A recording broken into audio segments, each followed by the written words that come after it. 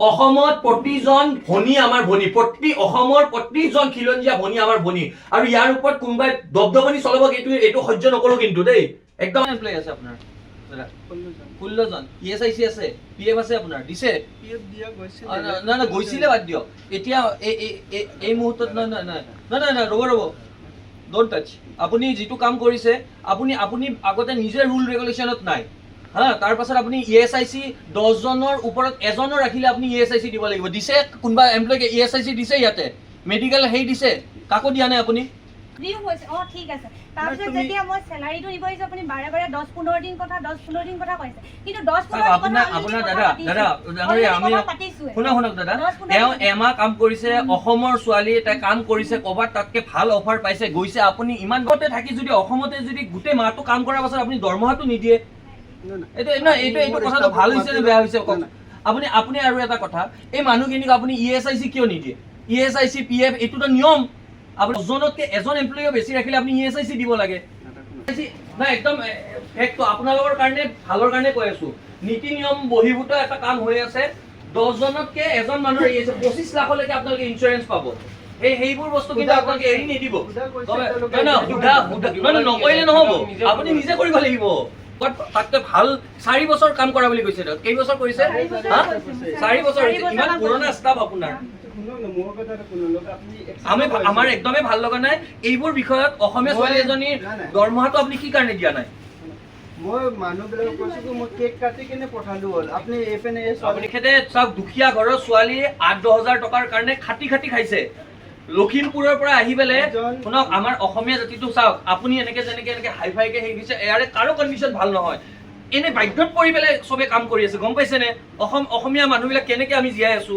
তাৰ মাজতে এই কাম কৰা, একমাহ কাম কৰা মানুহ আজি এওঁৰ লগত হৈছে, কাইলৈকে এওঁৰ লগত হ'ব, কাইলৈ পৰহি এওঁৰ লগত হ'ব। এনেকে আপোনালোকে নকৰিব, গম পাইছে? মাহাতো ডাঙৰীয়া, মই আপোনাক সন্মান আকাৰে কৈ আছো, দৰমহাটো আপুনি নিজে নিয়মত নাই। আপুনি মই মেলিম কিতাপখন। পঢ়া ক'ত গৈছে? দিয়া দেখাওক ESIC কাৰ্ড, আপোনালোকক দেখাওক ESIC ক'ত আছে। ESIC মাহাতো ডাঙৰীয়া 30 নৱেম্বৰত কাম এৰা মানুহজনীক আজি 29 ডিচেম্বৰলৈকে আপুনি কিয় দৰমহা দিয়া নাই? কেতিয়া দিয়া যাব? কেতিয়া? আপুনি আহিলে তেওঁক স্পষ্টকে কৈছে যে দৰমহা নিদিওঁ, যি কৰা কৰি ল। তাৰমানে কি? What do mean by? কি তাৰমানে আপুনি কি ক'ব বিচাৰিছে? যি কৰা কৰি ল? অসমতে কি অসমীয়া মানুহৰ এই অৱস্থা নেকি? আপুনি এই ব্যৱস্থা কৰিব আৰু আমি হাতে হাতে বহি থাকিম? এওঁ নাজানিব নেকি PF পইচা তেওঁ থাকিলে? এওঁ নাজানিব নেকি? PF দিছে নেকি? এইফালে দেখুৱা, PF দিছে নেকি? PF দিছে? আপোনাৰ গোটেই মাহটো খাটিব, তাৰ পাছত আজি আপোনালোকে এনেকুৱা কৰিব? আৰে অসমীয়া মানুহ কি খুলি খাই আছে নেকি? এনেকে নকৰিব, গম পাইছে? ইয়াতে চব খাটি খোৱা দুখীয়া মানুহ ইয়াতে কাম কৰি আছে। দাদা, আপুনি এই ছোৱালীজনীৰ যেতিয়া দৰমহাৰ পইচা দিয়া নাছিল, সেইখিনি সময়ত যেতিয়া এই ছোৱালীজনী আহিছিল, আপুনি কি কৈছিল? যি কৰা কৰি ল। সেইটো কি কথা? কি কৰিব লাগে তেওঁ ভাবিছে নেকি তেওঁ অকলশৰীয়া? অসমত প্ৰতিজন ভনী আমাৰ ভনী, অসমৰ প্ৰতিজন খিলঞ্জীয়া ভনী আমাৰ ভনী, আৰু ইয়াৰ ওপৰত কোনোবাই দবদবনি চলাব এইটো সহ্য নকৰো কিন্তু দেই। একদম আপোনাক স্পষ্টকে কৈছো। মই পইচাটো দি দিম, ঠিক আছে? পইচাটো দিবই লাগিব, প্ৰাপ্য তাই কষ্ট কৰিছে আপোনাৰ। আজি একমাহ হৈ গ'ল তাই দৰমহা দিয়া নাই। আপুনি 30 তাৰিখৰ পৰা আজি 30 তাৰিখ, কালি কি কৰিছে আপুনি? না আপুনি ভাবিছে নেকি অসমীয়া ভাই ভনী? দাদা চাওক, ইয়াতে আমি চবৰ লগত মিলি জুলি একেলগে ভালদৰে থাকিবলৈ বিচাৰো। আমাৰ সহজ সৰলতাত যদি আমাৰ দুৰ্বলতা বুলি ভাবে, কিন্তু আমি কিন্তু সেই নহয়, গম কৈছে? আমি কিন্তু সহজ সৰল অসমীয়া মানুহখিনি। তাৰ পাছত আপোনালোকৰ দৰে মানুহবোৰে যদি ভাবিছে যে আমাৰ অসমীয়া বাই ভনী বিলাকক এনেকে ঠগি খাব, হা? PF ESIC নিদিব, দৰমহা নিদিব কাম কৰাই পেলাই মাহজোৰা। ইমিডিয়েট দৰমহা দিয়ক, ইমিডিয়েট আনক দৰমহা। নাই কালি নহয়, এতিয়া লাগিব, এতিয়াই লাগিব। সেইটো নহ'ব নহয়।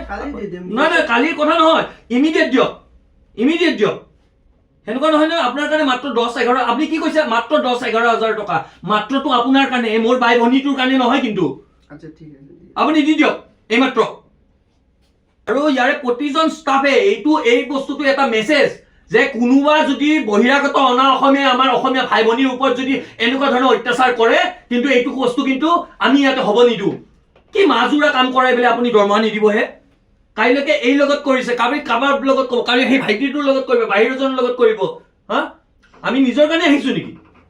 দি দিয়ক পইচা, লাজৰ কাষ্টমাৰৰ সন্মুখত ইনচাল্ট মাৰে ঠিক আছে হ'ব আপুনি আপুনি আপুনি আপুনি যিবোৰ অভিযোগ ছোৱালী এজনী কেতিয়াও এনেকে অপেনলি নকয় মই আপোনাক ক'লো যদি তাই মিছা অভিযোগ দিলে হয় আমি নিজে বুজি পাইছো আৰু 15 জন ষ্টাফ আছে না 15 জন ষ্টাফে কাম কৰি থকা ষ্টাফ আপোনাৰ এইজনীক আপুনি আজি একমাহ ধৰি যেনেকে ধৰণে বিট্ৰে কৰি উলাই দিছে নহয় কেনে আপুনি আকৌ এতিয়া আপোনাৰতো কথাটো সেইটোৱে হ'ব মানে দৰমহা দিয়া নাই সেইটোৱে মেছেজ যাব চবতে মেছেজটো সেইটোৱে যাব ন এতিয়া কি কৰে হে কৰে কেছ দিলো দি দিও কি কৈছে যি কৰা কেছ দিলো দি দিও বুলি কৈছে কথা ক'ব আহিছে কিহৰ কেছ দিব লাগে আপোনাৰ এগেইনষ্টে কেছ চলিব আপুনি ইএসআইসি আৰু পিএফ নিদিয়াকে এই মানুহবিলাকক খটুৱাই আছে অসমীয়া মানুহবিলাকক মহানগৰীৰ আহান বজাৰ ন আহানা বজাৰত এই এনেকুৱা ধৰণৰ এই মাহাতু ডাঙৰীয়া এওঁ ইয়াৰ স্বত্বাধিকাৰী এই ছোৱালীজনী প্ৰায় এমাহ আগতে ইয়াৰ পৰা আঁতৰি গৈছে কিন্তু দৰমহা দিয়া নাই যি কৰা কৰিল কেছ দিল বুলি এই দম্ভালি মাৰিছে এওঁ আজি আমি ইয়াতে আহি উপস্থিত হৈছো তেখেতক সোধপোছ কৰিছো তেখেতৰ ইয়াৰে কোনো এটা ষ্টাফৰ প্ৰায় 20 জন ষ্টাফ না ইএসআইসি আছে না পিএফ আছে ইমান এক বৃহৎ ব্যৱসায় প্ৰতিষ্ঠান এটা চলাই আছে ইএসআইসি নাই অসমীয়া যুৱক যুৱতীসকলৰ পিএফ নাই এই এনেকুৱা ধৰণৰ ব্যৱসায়ীবিলাকে বহিৰাগত আমাৰ অসমীয়া মানুহক ঠগি খাই আছে সকলোৱে সাৱধান হওক আজি আমি ইয়াতে উপস্থিত হৈ লগে লগে ইমিডিয়েট দৰমহা দিয়াৰ ব্যৱস্থা কৰিলো